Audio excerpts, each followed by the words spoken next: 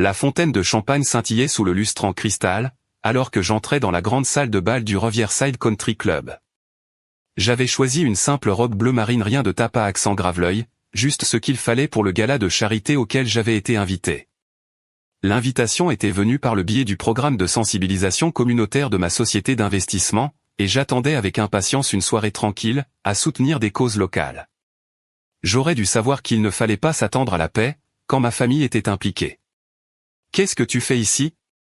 La voix de ma sœur Victoria a transpercé l'élégante musique de chambre, tel le crissement d'ongles sur un tableau noir. Elle se tenait près de la table d'inscription, vêtue d'une robe argentée scintillante qui coûtait probablement plus que le loyer mensuel de la plupart des gens, sa main parfaitement manucurée agrippant une flûte de champagne si fort que j'ai cru que la tige allait se briser. « Bonjour, Victoria », ai-je dit calmement. « J'ai été invité au gala. »« Invité ?» Elle a ri, un son sec et moqueur. « Par qui ? Le personnel de restauration ?» Ses amis, 3 femmes que je reconnaissais de son cercle social, ont gloussé derrière leurs mains. Elles arboraient toutes la même expression de surprise feinte, comme si ma présence était le scandale du siècle. « J'ai une invitation », ai-je dit, en plongeant la main dans ma pochette. « Oh, j'en suis sûr. » Victoria s'est approchée, son parfum envahissant. « Probablement imprimé par toi-même, dans ce petit boulot de bureau que tu fais semblant d'appeler une carrière, ces temps-ci. C'est un événement à 5 000 € par personne, Maya. 5 000 €. Est-ce que tu as la moindre idée de ce que ça signifie ? Je savais ce que ça signifiait. Je savais exactement ce que ça signifiait, car j'avais approuvé moi-même la structure tarifaire, lorsque le conseil d'administration du club m'avait consulté au sujet de la collecte de fonds, mais je n'ai rien dit, me contentant de rester là avec un léger sourire. Victoria, ma chérie. La voix de notre mère a résonné à travers la salle de bal. Margaret Anderson s'est avancée vers nous dans une robe bordeaux, des diamants scintillant à son cou et à ses poignets. Son expression est passée de la joie à l'horreur en me voyant. « Maya, que diable fais-tu ici ?» Elle a prétendu avoir été invitée, a dit Victoria, sa voix dégoulinant de dédain. « Tu te rends compte de l'audace ?» Les lèvres de maman se sont pincées en une fine ligne. « Maya, ce n'est pas approprié. C'est un gala pour des professionnels et des philanthropes accomplis. Ce n'est pas. Ce n'est pas pour tout le monde. » Je comprends ça, maman. Vraiment, a interjeté Victoria. Parce que te voir ici, dans ta robe de grand magasin bon marché, à faire semblant d'être à ta place, est en fait embarrassant pour nous tous. Ce sont nos amis, notre cercle social. Tu ne peux pas simplement t'incruster à des événements parce que tu es jalouse de la vie que nous avons construite. Une petite foule avait commencé à se rassembler. J'ai reconnu plusieurs visages, des membres du conseil d'administration, des partenaires d'investissement, des associés. Aucun d'eux n'a rien dit, mais je pouvais voir la curiosité dans leurs yeux. Je ne m'incruste nulle part, ai-je dit doucement. J'ai été invité. Montre-moi l'invitation, alors, a exigé Victoria, en tendant la main. J'ai sorti la carte gaufrée de ma pochette et je la lui ai tendue. Elle l'a arrachée, l'a examinée les yeux plissés, puis l'a tendue à maman. Elle a l'air authentique, a admis maman à contre-cœur. Mais Maya, même si quelqu'un a fait une erreur et t'a envoyé une invitation, tu dois comprendre que ce n'est pas ton monde. Le Riverside Country Club est l'un des établissements les plus exclusifs de l'État. L'adhésion coûte plus de 100 000 € par an. La liste d'attente est de 3 ans. Ces gens sont des PDG, des entrepreneurs, des familles de la vieille fortune. Ils ne sont pas, elle s'est interrompue, mais je savais ce qu'elle voulait dire. Ils ne sont pas comme toi. Ma famille m'avait toujours vu comme la déception. Pendant que Victoria avait épousé Richard Holloway, héritier d'un empire immobilier commercial, et que maman avait maintenu sa position dans la haute société après la mort de papa, j'avais discrètement suivi ma propre voie. Il supposait que j'avais un petit boulot de bureau banal, parce que je ne parlais jamais de mon travail. Il supposait que j'avais des difficultés financières, parce que je conduisais une berline pratique au lieu d'une voiture de luxe. Il supposait que j'étais jalouse de leur style de vie, parce que je n'étalais pas ma richesse. Il se trompait sur toute la ligne. Maman a raison, a dit Victoria, s'échauffant sur son sujet. Sais-tu qui est ici ce soir ? Le gouverneur, 3 sénateurs d'État, le PDG de Patterson Industries, le président de la Westfield Bank. Ce sont des gens qui comptent vraiment, Maya. Des gens avec une réelle influence et de l'argent réel. Ta présence ici nous fait mal paraître. On dirait que nous sommes le genre de famille qui ne connaît pas sa place. Notre place, ai-je répété doucement. Oui, notre place. Victoria et moi avons notre place ici. Toi, tu as ta place ailleurs. Quelque part de plus adapté à ton niveau. L'expression de maman était presque apitoyée. Tu peux sûrement comprendre ça, ma chérie. Ce n'est pas personnel. C'est juste la réalité. Richard est apparu au coude de Victoria, l'air troublé. Victoria, peut-être que nous devrions. Reste en dehors de ça, Richard, a sèchement répliqué Victoria. C'est une affaire de famille. Ma sœur doit comprendre les limites. Un homme distingué en smoking s'est approché de notre groupe. James Whitmore, le directeur général du club, arborait une expression d'inquiétude professionnelle. Est-ce que tout va bien ici, mesdames? Non, tout ne va pas bien, a dit Victoria immédiatement. Cette femme n'a rien à faire ici. Je ne sais pas comment elle est entrée, mais elle doit être expulsée immédiatement. Cette femme est ma sœur, a expliqué maman, d'un ton d'excuse. Elle semble avoir reçu une invitation d'une manière ou d'une autre, mais ce n'est vraiment pas un événement approprié pour elle. Nous ne voulons pas faire de scène, mais pourriez-vous, s'il vous plaît, l'escorter discrètement à la sortie? James m'a regardé, son expression soigneusement neutre. Madame Anderson, y a-t-il un problème avec votre invitation? Il n'y a aucun problème, James, ai-je dit calmement. Mon invitation est légitime. Son invitation est peut-être réelle, mais sa présence ici ne l'est certainement pas, a insisté Victoria. Écoutez, je ne sais pas si quelqu'un a fait une erreur administrative ou si elle a réussi à se frayer un chemin sur la liste des invités, mais cela doit être corrigé immédiatement. Ma mère et moi sommes membres de longue date de ce club. Nous venons ici depuis 15 ans. Nous connaissons tout le monde ici. Nous avons notre place ici. Elle, non. Je suis sûr qu'il y a eu un malentendu, a dit James diplomatiquement. Le seul malentendu, c'est l'incapacité totale de ma sœur à reconnaître quand elle est dépassée, a dit Victoria. Sa voix avait monté, attirant plus d'attention. Au moins 30 personnes regardaient maintenant la scène se dérouler. Elle a toujours été comme ça, à vouloir des choses hors de sa portée. C'est pathétique. Victoria, s'il te plaît, a dit Richard doucement. Les gens regardent. Bien. Qu'ils regardent. Qu'ils voient que la famille Anderson ne tolère pas l'arrivisme social, même de la part de nos propres parents. Victoria s'est retournée vers James. Je veux parler au propriétaire, tout de suite. Faites-moi venir le propriétaire de ce club, immédiatement. Mon cœur a raté un battement, mais j'ai gardé mon expression sereine. Victoria, je ne pense pas que ce soit nécessaire, a commencé James. Je me fiche de ce que vous pensez nécessaire, a sèchement répliqué Victoria. Je suis membre de ce club, une membre respectée qui paie ses cotisations. Je vous ordonne de faire venir le propriétaire ici, tout de suite, pour qu'il puisse gérer cette situation de manière appropriée. Ma sœur n'est pas censée être ici, et quelqu'un doit prendre la responsabilité de ce désastre. Maman a hoché la tête fermement. Je suis d'accord. Faites venir le propriétaire. Ça a assez duré. Maya doit partir, et celui qui l'a laissé entrer doit rendre des comptes. La foule s'était agrandie. Je pouvais voir des téléphones être discrètement positionnés, des gens faisant semblant de ne pas enregistrer tout en capturant clairement chaque instant. À l'ère des médias sociaux, des scènes comme celle-ci avaient tendance à devenir virales. James m'a de nouveau regardé, et j'ai vu la plus légère pointe d'amusement dans ses yeux. « Êtes-vous certaine de vouloir que je donne suite à cette demande ?» a-t-il demandé à Victoria. « Êtes-vous sourd, monsieur ?»« Oui, je veux que vous donniez suite.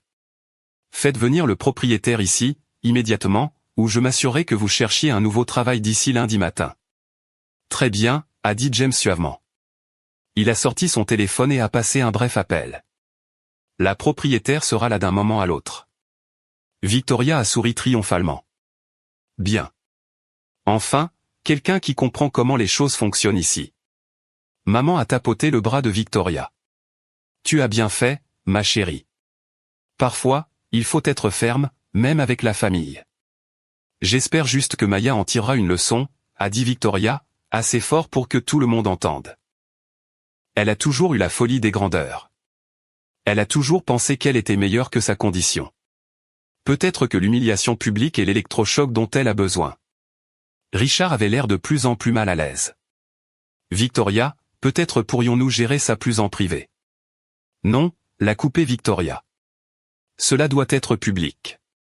Maya doit comprendre une bonne fois pour toutes qu'elle ne peut pas simplement prétendre être quelque chose qu'elle n'est pas. Elle ne peut pas entrer dans des endroits comme celui-ci et s'attendre à être traitée comme si elle y avait sa place. Il y a des règles. Il y a des normes. Il y a des niveaux dans la société, et elle doit accepter son niveau. 3 autres personnes se sont approchées de notre cercle grandissant. Je les ai toutes reconnues, Catherine Price, présidente du conseil d'administration du club, Thomas Chin, le directeur des opérations du club, et Margaret Sutton, la conseillère juridique. Ils m'ont tous fait un signe de tête subtil, et j'ai retourné le geste avec la plus légère inclination de la tête. De quoi s'agit-il, a demandé Catherine à James.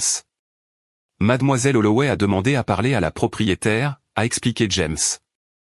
Elle pense qu'il y a eu une erreur avec la liste des invités. Une erreur, a raillé Victoria.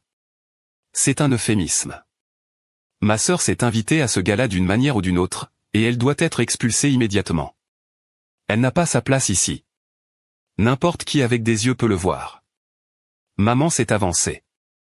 Je m'excuse pour le dérangement, mais Victoria a absolument raison. Maya ne fait pas partie de ce cercle social. Elle n'a ni les moyens ni le statut pour assister à un événement comme celui-ci. Vous comprenez sûrement notre position. Je vois, a dit Catherine prudemment, et vous aimeriez que la propriétaire règle cette situation immédiatement. Oui, a confirmé Victoria. Je ne sais pas quel genre de laxisme a été toléré ces derniers temps, mais c'est inacceptable. Le Riverside Country Club a une réputation à maintenir. Permettre à n'importe qui d'entrer comme dans un moulin diminue cette réputation. N'importe qui, a répété Thomas. Vous savez ce que je veux dire, a dit Victoria avec impatience. Des gens qui n'ont pas leur place. Des gens qui ne peuvent pas se permettre d'être ici. Des gens qui ne sont pas réellement prospères ou importants. Des gens comme ma sœur. La cruauté dans sa voix était à couper le souffle. Nous nous étions éloignés au fil des ans, mais je n'avais jamais réalisé à quel point son mépris était profond. Ou peut-être que je le savais, et que j'avais simplement choisi de ne pas le reconnaître. La propriétaire devrait être là d'un moment à l'autre, a dit James, en regardant sa montre. Je n'ai pas besoin de vos commentaires, l'a interrompu Victoria. J'ai besoin de résultats. Combien de temps faut-il pour faire descendre une personne? En fait, a dit Catherine lentement, la propriétaire est déjà présente. Quoi? Où? La tête de Victoria a pivoté, scrutant la foule. C'est Monsieur Peyton? Je savais qu'il était encore impliqué dans le club. Où est-il? Monsieur Peyton a vendu sa participation il y a 3 ans, a expliqué Thomas. Il y a 3 ans? Maman a semblé surprise. À qui? À un groupe d'investissement privé au départ, a dit Margaret, la conseillère juridique. Mais il y a 18 mois, ce groupe a vendu la propriété à une unique propriétaire, qui la gère par le biais d'une fiducie. Eh bien, faites descendre cette personne, quelle qu'elle soit, a exigé Victoria. Je me fiche de l'historique de la propriété. Je veux que ma sœur soit expulsée de cet endroit, immédiatement. Je crains qu'il y ait eu un malentendu de taille, a dit Catherine, son sang-froid professionnel se fissurant légèrement, avec ce qui aurait pu être un rire réprimé. Le seul malentendu, c'est celui de l'employé incompétent qui a laissé entrer Maya ici, a sèchement répliqué Victoria. Non, a dit James, sa voix prenant une qualité formelle. Le malentendu est le vôtre, mademoiselle Holloway. Vous avez demandé à parler à la propriétaire. La propriétaire est ici. En fait, vous lui parlez depuis un quart d'heure. Le silence qui s'est abattu sur la salle de bal était absolu. Le visage de Victoria est devenu vide de toute expression, confus. De quoi parlez-vous? James s'est tourné vers moi, et j'ai vu un large sourire éclater sur son visage. Mesdames et messieurs, permettez-moi de vous présenter officiellement mademoiselle Maya Anderson, unique propriétaire du Riverside Country Club, et de l'ensemble du portefeuille de Riverside Property, qui comprend ce club, l'hôtel Riverside, le centre de conférence Riverside, et environ 400 000 pieds carrés de biens immobiliers commerciaux dans la zone métropolitaine. J'ai regardé la couleur quitter le visage de Victoria. La bouche de maman était tombée, dans une expression de pur choc. C'est impossible, a murmuré Victoria. Je vous assure que c'est tout à fait possible, a dit Catherine. Elle a sorti une tablette et l'a tournée vers Victoria. Madame Anderson a acquis la propriété par le biais de sa société d'investissement, Anderson Capital Management. Elle en est l'unique propriétaire et la principale décisionnaire depuis 18 mois. Chaque décision politique majeure, chaque rénovation, chaque événement y compris le gala de ce soir a été approuvé par elle. Mais c'est, a balbutié maman, incapable de terminer sa phrase. C'est quoi? A demandé Thomas sèchement. Prospère? Influente? Oui, elle est tout ça. Anderson Capital Management a des actifs sous gestion dépassant les 800 millions d'euros. Madame Anderson gère personnellement un portefeuille d'une valeur de plus de 200 millions d'euros. Elle est l'une des plus jeunes investisseuses autodidactes de l'État. C'est une blague, a dit Victoria, mais sa voix manquait de conviction. C'est une sorte de farce. Ce n'est pas une farce, ai-je dit doucement, parlant pour la première fois depuis que la propriétaire avait été convoquée. Tout ce qu'ils disent est vrai. Tu ne peux pas. Tu n'as pas. Victoria luttait pour former des mots. Tu conduis une Honda. Tu portes des vêtements normaux. Tu ne parles jamais d'avoir de l'argent. Parce que je n'ai pas besoin d'en parler, ai-je dit simplement. Je ne suis pas intéressé par l'étalage de la richesse. Je suis intéressé par sa construction, sa gestion, et son utilisation à des fins productives, comme l'achat de propriétés à potentiel, leur rénovation, et leur exploitation réussie. Margaret a sorti un dossier. J'ai les contrats d'achat, les titres de propriété, et les documents d'entreprise si vous souhaitez les consulter. Tout est correctement documenté. Madame Anderson est sans équivoque la propriétaire de cet établissement. Maman était devenue pâle. Pourquoi? Je ne comprends pas. Quand est-ce que c'est arrivé? Comment est-ce que c'est arrivé? Je travaille dans le capital investissement et la gestion de placement depuis 12 ans, ai-je expliqué. J'ai commencé petit, j'ai appris le métier, j'ai pris des décisions intelligentes, et j'ai grandi. Il y a 3 ans, j'ai fondé ma propre entreprise. Nous avons très bien réussi. Le portefeuille de Riverside était une opportunité d'investissement attrayante, alors je l'ai acquis. 12 ans. La voix de Victoria était à peine audible. Tu as été riche pendant 12 ans, et tu n'as jamais rien dit. Vous n'avez jamais demandé, ai-je fait remarquer gentiment. Vous avez supposé que j'avais des difficultés parce que je ne vivais pas de manière ostentatoire.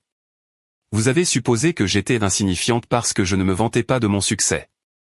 Vous avez fait des suppositions, Victoria, et vous n'avez jamais pris la peine de les vérifier. Mais nous. Maman a regardé autour d'elle désespérément, comme si elle cherchait une issue. La foule qui nous entourait avait grossi pour atteindre au moins 70 personnes, toutes regardant avec une attention captivée. Vous m'avez traité comme si j'étais une source d'embarras, ai-je dit, ma voix toujours calme. Vous m'avez dit que je n'avais pas ma place ici. Vous avez exigé que je sois expulsé de ma propre propriété. Vous m'avez traité de pathétique, et vous avez dit que je convoitais des choses hors de ma portée. Vous avez dit que je devais accepter mon haut niveau dans la société. Le visage de Victoria était passé du pâle au rouge vif. Je ne savais pas, vous ne saviez pas parce que vous ne vous souciez pas de savoir, ai-je interrompu. Vous étiez si convaincu de votre propre supériorité que vous n'avez jamais envisagé la possibilité que je puisse réussir, d'une manière que vous ne reconnaissiez pas. Richard s'était légèrement éloigné de Victoria, son expression un mélange d'horreur et de ce qui aurait pu être du respect. Madame Anderson, je m'excuse. Je n'en avais aucune idée. La plupart des gens n'en ont pas, ai-je dit. Je préfère garder ma vie professionnelle privée, mais cela ne donne à personne le droit de mal me traiter, sur la base de leurs suppositions. Catherine s'est éclairci la gorge. Madame Anderson, étant donné les circonstances, comment souhaitez-vous que nous procédions? C'était la question que Victoria et maman redoutaient toutes les deux. Je pouvais le voir sur leur visage, la prise de conscience soudaine et terrifiante qu'elles venaient d'humilier publiquement quelqu'un qui avait un contrôle total sur leur accès à l'un de leurs lieux de rencontre sociale les plus prisés. Eh bien, ai-je dit pensivement, Victoria a bien exigé que quelqu'un soit expulsé des lieux. Les yeux de Victoria se sont écarquillés de panique. Maya, s'il te plaît. Et elle était assez insistante à ce sujet, ai-je continué. Très fort, très publiquement. Elle voulait que tout le monde comprenne que certaines normes devaient être maintenues, que les gens qui n'ont pas leur place devaient être escortés immédiatement à la sortie. J'ai fait une erreur, a dit Victoria rapidement. Je suis vraiment désolé. Je ne savais pas, vous ne saviez pas que j'étais la propriétaire, ai-je acquiescé. Mais vous saviez que j'étais votre sœur. Et vous m'avez quand même traité avec mépris. La révélation de ma propriété ne change rien à ce que vous avez dit, ni à la manière dont vous l'avez dit. Cela ne change pas le fait que vous avez essayé de me faire humilier et expulser devant 70 personnes. Maman s'est avancée, les mains jointes dans un geste suppliant. Maya, s'il te plaît. Nous avons fait une terrible erreur. Victoria essayait juste. Elle essayait juste de protéger la réputation du club. Elle ne voulait pas, elle pensait chaque mot, ai-je dit doucement. Et toi aussi, maman. Tu étais d'accord avec elle. Tu m'as qualifié d'inapproprié. Tu as dit que je ne faisais pas partie de votre monde. Tu t'es excusé auprès du personnel pour ma présence. Tu leur as demandé de m'escorter discrètement à la sortie, pour éviter une scène. La foule était devenue complètement silencieuse. Je pouvais entendre le tintement de la glace dans les verres, la douce musique qui jouait encore de l'orchestre dans le coin, le froufrou des tissus coûteux alors que les gens se déplaçaient pour avoir une meilleure vue. James, ai-je dit en me tournant vers le directeur. Quelle est la politique du club concernant les membres qui créent des troubles publics? Selon les statuts que Madame Anderson a elle-même approuvés, a dit James avec une précision professionnelle, tout membre qui se livre à un comportement créant un environnement hostile, ou qui jette le discrédit sur l'établissement, peut voir son adhésion suspendue en attendant un examen par le conseil d'administration. Et qu'est-ce qui constitue un environnement hostile, ai-je demandé. Abus verbal, altercation publique, harcèlement des invités ou du personnel, ou tout comportement qui perturbe la jouissance paisible des installations du club par d'autres membres ou leurs invités. J'ai regardé Victoria.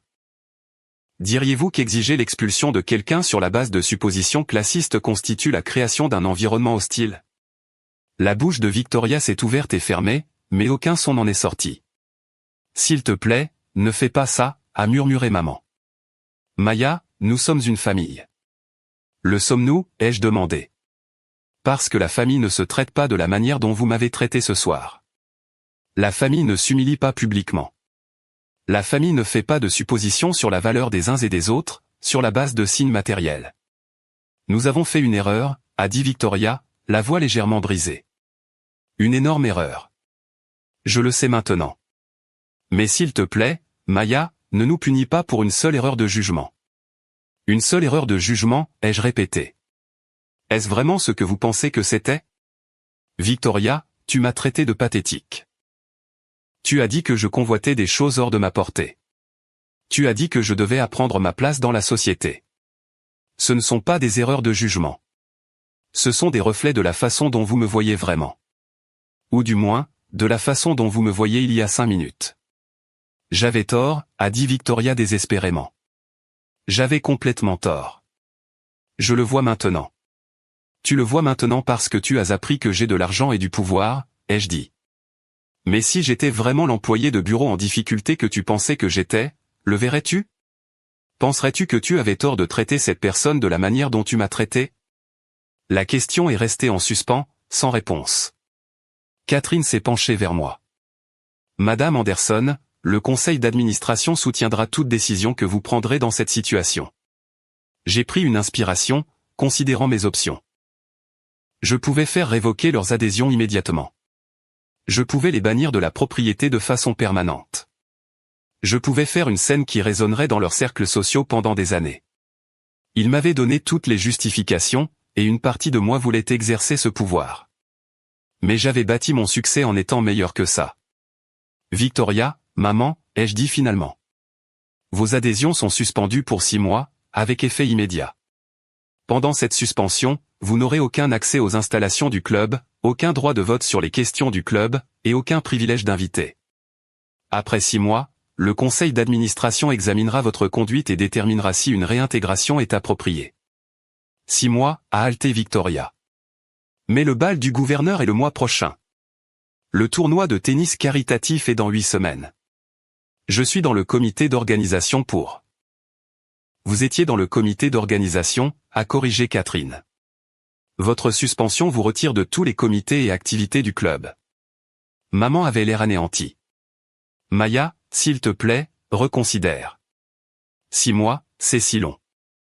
Que vont penser les gens? Ils penseront exactement ce qu'ils devraient penser, ai-je dit. Que les actions ont des conséquences. Que la cruauté n'est pas acceptable, même dans les clubs sociaux exclusifs. Que la famille signifie quelque chose, ou devrait le signifier. Tu détruis nos vies sociales, a dit Victoria, des larmes maintenant visibles dans ses yeux. Tu comprends ça?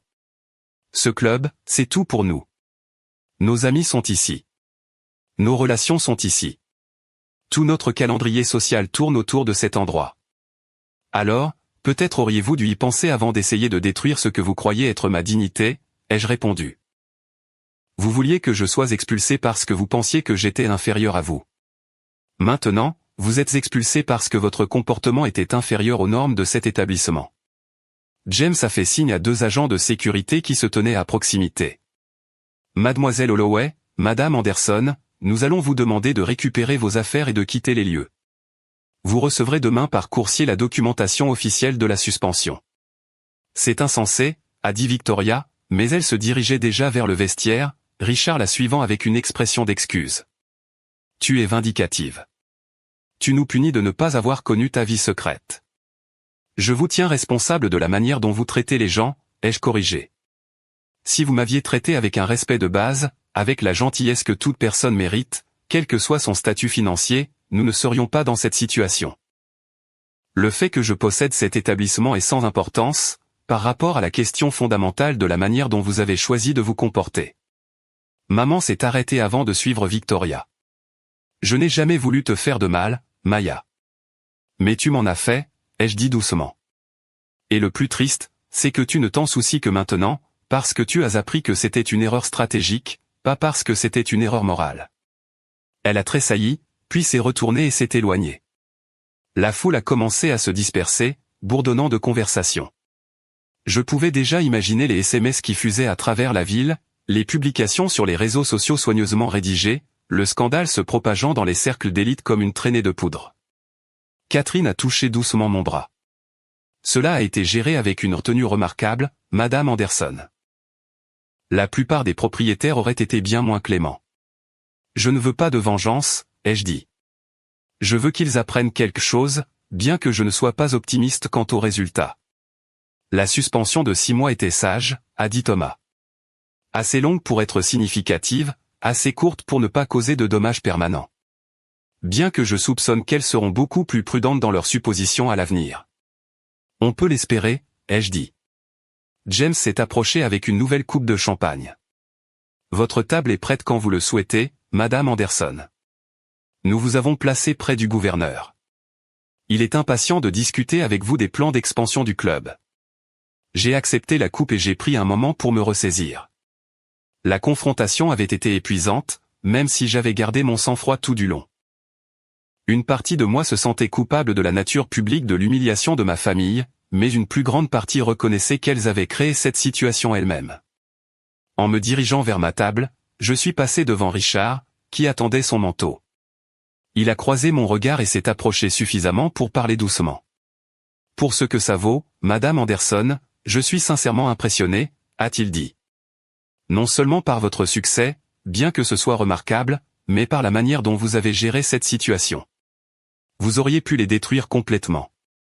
Vous avez fait preuve de retenue. J'ai montré des conséquences, ai-je corrigé. Il y a une différence. C'est vrai, a-t-il reconnu. Je soupçonne que Victoria aura besoin de temps pour digérer cela. Elle n'a pas l'habitude d'être confrontée à la réalité. L'un de nous laisse-t-il, ai-je demandé. Il a souri légèrement. Juste remarque. J'espère que lorsque les choses se calmeront, nous pourrons maintenir une relation cordiale. J'ai toujours pensé que vous étiez plus que ce que vous paraissiez être. Je n'avais juste pas réalisé à quel point. L'avenir nous le dira, ai-je dit sans m'engager. Le reste de la soirée s'est déroulé sans encombre. J'ai parlé avec le gouverneur des rénovations prévues pour le club, discuté de stratégies d'investissement avec plusieurs gestionnaires de fonds, et j'ai tranquillement apprécié le fait de pouvoir assister à un événement dans ma propre propriété sans l'ingérence de ma famille du moins pour les 6 prochains mois. Alors que le gala touchait à sa fin, Catherine m'a trouvé près des portes de la terrasse. Le conseil d'administration se réunira demain pour traiter officiellement la suspension. Je n'anticipe aucun problème. Votre décision était tout à fait dans votre autorité et, si je puis me permettre, entièrement justifiée. Merci, ai-je dit. Puis-je vous demander, allez-vous parler à d'autres membres de votre famille de votre propriété, de votre succès? J'ai réfléchi à la question. Finalement, peut-être. Mais je pense que je vais garder ma vie privée pour l'instant. Ce soir a prouvé que certaines personnes ne montrent leur vrai caractère que lorsqu'elles pensent qu'il n'y a pas de conséquences. Je préfère voir qui sont vraiment les gens, plutôt que ce qu'ils prétendent être quand ils pensent que je suis puissante. Catherine a hoché la tête pensivement. Une philosophie sage, bien que potentiellement solitaire. Potentiellement, ai-je convenu. Mais je préfère être seul avec la vérité, qu'entouré de gens qui ne me respectent que pour mon argent. En rentrant chez moi ce soir-là dans ma Honda pratique, j'ai réfléchi aux événements de la soirée. Victoria et maman allaient passer les 6 prochains mois exclus de leur principal lieu de rencontre sociale, expliquant à leurs amis pourquoi elles étaient soudainement absentes de chaque événement du club. Elles raconteraient leur version de l'histoire, certainement, se peignant probablement comme des victimes de ma vindicte.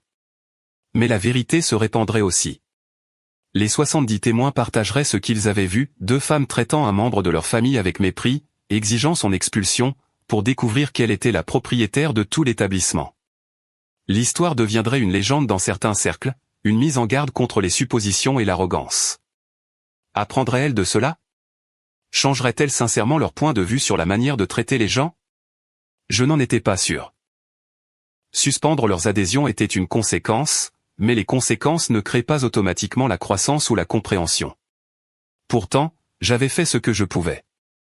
J'avais maintenu ma dignité, imposé des limites appropriées, et clairement fait savoir que la cruauté même familiale ne serait pas tolérée dans les espaces que je contrôlais. Le reste dépendait d'elle. En arrivant dans mon allée, ma maison modeste selon les standards des milliardaires, mais confortable et véritablement à moi, j'ai ressenti un étrange mélange de satisfaction et de tristesse.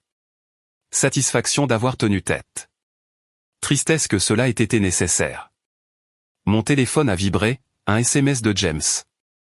Madame Anderson, je voulais confirmer que toutes les procédures ont été suivies de manière appropriée ce soir. Je voulais aussi dire personnellement que ce fut un honneur de vous voir gérer cette situation avec une telle grâce. Le club a de la chance de vous avoir comme propriétaire. J'ai souri et j'ai répondu « Merci, James. J'apprécie votre soutien ce soir. » Un autre SMS est arrivé. Celui-ci d'un numéro que je ne reconnaissais pas, c'est Richard Holloway. J'ai eu votre numéro dans l'annuaire des membres du club. J'espère que ça ne vous dérange pas. Je voulais juste réitérer mon respect pour la manière dont vous vous êtes conduite ce soir. Je pense que cela pourrait en fait être bénéfique pour Victoria à long terme. Cordialement, Richard. J'ai regardé ce message un long moment avant de répondre. Merci, Richard. J'espère que vous avez raison. La nuit était calme alors que je me changeais en vêtements confortables et que je m'installais sur mon canapé avec un livre. Demain, les pleines retombées commenceraient. Il y aurait des appels, peut-être des tentatives de réconciliation motivées par la peur plutôt que par un regret sincère, et certainement des ragots continus dans les cercles sociaux. Mais ce soir, j'avais prouvé quelque chose d'important non pas à ma famille, mais à moi-même. J'avais prouvé que je pouvais affronter leur cruauté sans compromettre mes propres normes. Je pouvais exercer le pouvoir sans devenir cruel moi-même. Je pouvais fixer des limites sans devenir vindicative. Et surtout, j'avais prouvé que ma valeur n'était pas déterminée par leur reconnaissance ou leur approbation. J'avais construit quelque chose de réel, de significatif, de entièrement à moi. Leur incapacité à le voir ne le diminuait pas. Leur mépris ne le réduisait pas. Leur supposition ne changeait pas la réalité. J'avais réussi non pas parce qu'ils le reconnaissaient, mais parce que j'avais travaillé pour cela. J'avais de la valeur non pas parce qu'ils me validaient, mais parce que j'avais créé de la valeur. J'avais ma place non pas parce qu'ils m'acceptaient, mais parce que je l'avais méritée par ma compétence et mes efforts. Le Riverside Country Club était à moi, non pas par héritage ou par chance, mais parce que j'avais vu une opportunité, rassembler le capital, négocier l'achat, et gérer la propriété avec succès. Tout ce que j'avais, je l'avais construit moi-même. Et cette vérité restait constante, que ma famille choisisse de la reconnaître ou non. Alors que j'éteignais les lumières et que je me dirigeais vers le lit, j'ai senti une paix tranquille s'installer en moi. Demain apporterait de nouveaux défis, mais ce soir, j'avais tenu bon, maintenu mon intégrité, et refusé de laisser la cruauté sans réponse. Parfois, c'est tout ce que nous pouvons faire, et parfois, c'est suffisant.